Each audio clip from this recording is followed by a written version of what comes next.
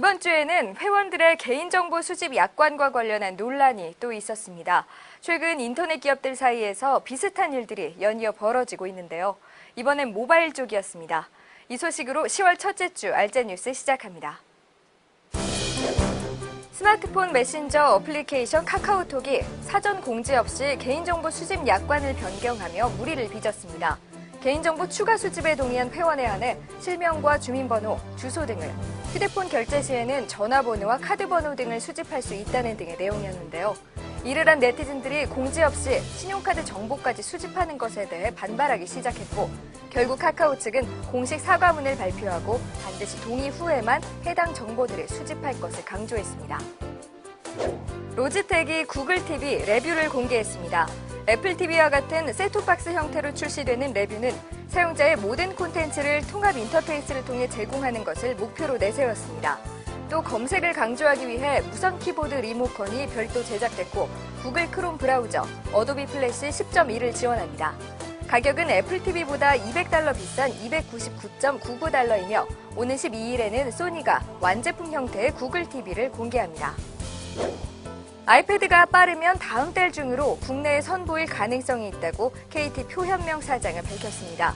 또 이외에도 태블릿 PC 4종류를 조만간 공개할 것이라고도 전했습니다. 한편 삼성전자는 오는 14일 갤럭시 탭을 국내에 공개할 예정입니다. 펜텍은 10월 중으로 프로유를 채택한 스마트폰을 출시할 계획입니다.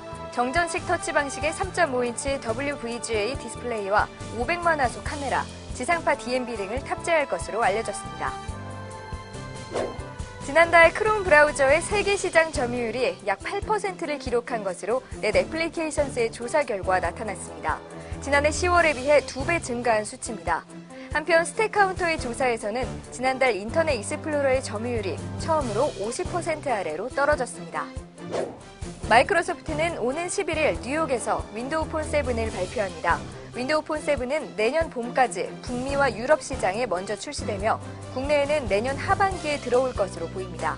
MS는 제품 출시와 함께 각 국가별 마켓플레이스를 동시에 오픈할 계획인 것으로 알려졌습니다. 방송통신위원회는 지난달 스마트 TV 정책 추진팀을 발족하고 규제 체계를 재점검하는 한편 정부와 민간의 새로운 역할 정립에 대한 구상에 착수했다고 밝혔습니다. 방송통신위원회는 또 이동전화 사업자가 준수해야 할 내용을 담은 단말기 AS 가이드라인을 마련하고 이달부터 시행한다고 전했습니다. 따라서 앞으로 모든 이동전화 대리점은 단말기 AS 요청을 접수해야 하며 제조사 수리를 거쳐 이용자에게 단말기를 인도하는 업무를 수행해야 합니다. 기술표준어는 우리나라가 국제전기기술위원회에 제안한 노트북 어댑터 국제표준안이 지난 9월 채택됐다고 밝혔습니다. 채택된 표준안은 약 2년간 각국 전문가의 공식적인 검토 작업을 거친 뒤 국제표준으로 등록됩니다. 이번 주 턴제 전략 시뮬레이션 게임 문명5의 중독성에 대한 이슈가 인터넷을 뜨겁게 달궜습니다. 지난달 북미와 유럽에서 선보인 문명5는 아직 국내에서는 정식 발매되지 않았는데도 불구하고 이 게임에 빠져들었다는 경험담과 패러디물이 쏟아져 나오고 있습니다. 블리자드는 월드 오브 워크래프트의 확장팩 대격변을 오는 12월 9일 국내에 정식 출시한다고 밝혔습니다. 본 게임은 현재 비공개 베타 테스트가 진행 중입니다. 각 분야의 이슈와 트렌드를 알아보는 드래그 앤 드롭 시간입니다. 이번 시간에는 요즘 새로 나온 디카에는 어떤 것들이 있는지 디카 전문 차주경 기자를 만나 이야기 나눠보고 왔습니다.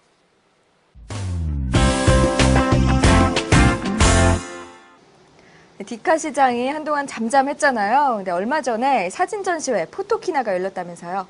네, 9월 말에 독일 쾰른 메세에서 포토키나가 열렸다가 최근 종료가 됐죠. 와, 사진에 관심 있는 사람들은 정말 손꼽아서 기다렸겠어요. 근데 이번 전시회의 메인 테마, 키워드는 무엇이었나요? 네, 포토키나는 매 2년마다 열립니다. 그렇기 때문에 인터벌이 있는 만큼 각 제조사들에서는 새로운 기술 혹은 새로운 디지털 카메라를 발표하는 장이 되는데요.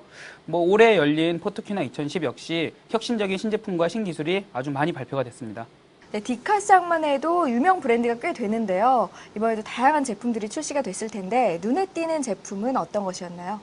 네, 우선은 포토키나 2010에서는 미러리스 카메라 그리고 DSLR 카메라 신제품이 많이 발표가 됐는데요. 이 가운데서 가장 사용자들의 이목을 끈 제품이라면 단연 후지필름 파인픽스 X100을 들 수가 있겠네요. 후지필름 파인픽스 X100은 고화질 이미지 센서에 클래식 카메라 디자인을 띄어서 단지 외관만 공개되었을 뿐인데도 사용자들의 열띤 반응을 이끌어냈습니다. 여기에 파나소닉의 베스트셀러 모델 GH2 같은 경우에는 FHD 동영상 촬영 기능, 그리고 한층 더 튼튼한 본체 성능으로 인해서 사용자들이 기대했던 만큼의 인기작으로 등극을 했고요. DSLR 카메라 시장에서도 굉장히 눈에 띄는 신제품들이 다수 출시됐습니다.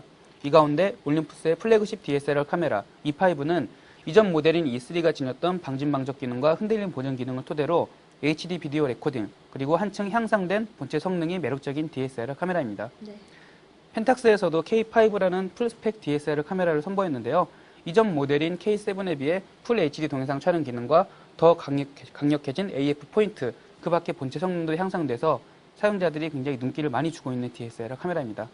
그 중에서도 눈에 띄는 제품을 꼽으라면 니콘 D7000과 소니 알파 55를 들 수가 있습니다. 네. 니콘 D7000은 베스트셀러 모델이었던 D90의 후속 모델인데요. 포지션 자체는 중급 DSLR 카메라로 기획이 됐습니다. 네. 하지만 그 이면을 뜯어보면 니콘의 플래그십 DSLR 카메라인 D300S보다도 앞선 성능을 가질 것으로 예상이 되기 때문에 사용자들의 열띤 호응을 불러일으킨 모델이기도 합니다. 네. 또 하나의 화제의 모델, 소니 알파 55는 엄밀히 말하면 DSLR 카메라는 아닙니다. 그 이유는 일반 DSLR 카메라가 반사식 미러를 사용하는 반면 소니 알파 55는 반투명 방식의 미러를 사용하고 있습니다. 그로 인해서 소니 알파 55는 풀 HD 동영상 촬영 중에서도 완벽에 가까운 오토포커스를 선보이게 됐고요. 초당 10연사, 스윕 파노라마와 3D 촬영 등 기존 DSLR 카메라가 갖지 못한 다양한 신기능을 지니게 되었습니다. 그 때문에 사용자들의 이목을 한몸에 받고 있는 것이기도 하고요.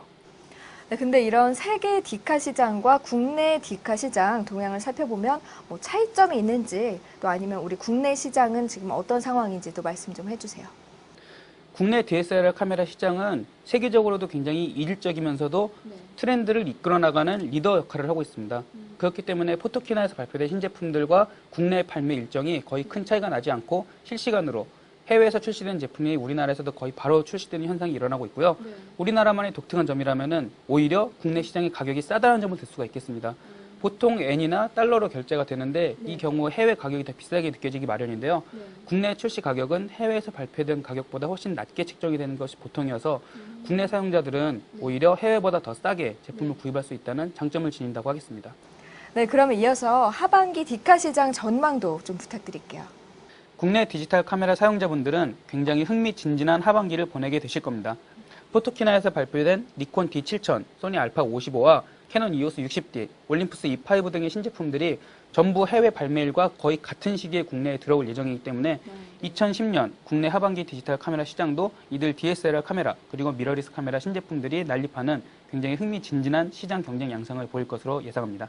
아, 네, 그렇군요. 보통 IT 제품들의 경우에 이제 해외 발매일보다 우리나라 발매일이 좀 더 늦은 경우가 많은 걸로 알고 있는데, 이번 디카 같은 경우에는 국내 사용자들이 별로 기다리지 않아도 될 것 같은 그런 생각이 드네요. 예, 그렇습니다. 네, 이번 주 설명 감사드리고요. 다음에도 좋은 정보 부탁드릴게요. 고맙습니다. 고맙습니다. 네.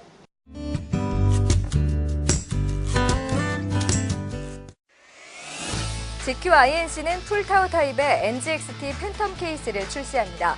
파워 서플라이를 하단에 장착하는 방식이며 블랙과 화이트, 레드의 세 가지 색상입니다.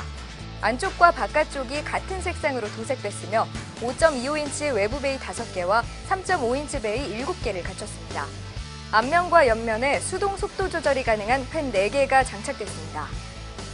소니 코리아는 2.8인치 OLED 디스플레이에 펄 화이트 색상 MP3 플레이어 워크맨 NWZ A844를 선보였습니다. 7.2mm의 두께의 알루미늄 바디를 채용했으며 소니 홈시어터의 디지털 앰프 기술인 S마스터, 주변 소음을 줄여주는 디지털 노이즈 캔슬링 기능을 담았습니다. 용량은 8GB이며 가격은 23만 9천 원으로 10월 5일부터 예약 판매를 시작합니다. 이번 주 소식은 여기까지입니다. 저는 다음 시간에 다시 찾아뵙겠습니다. 고맙습니다.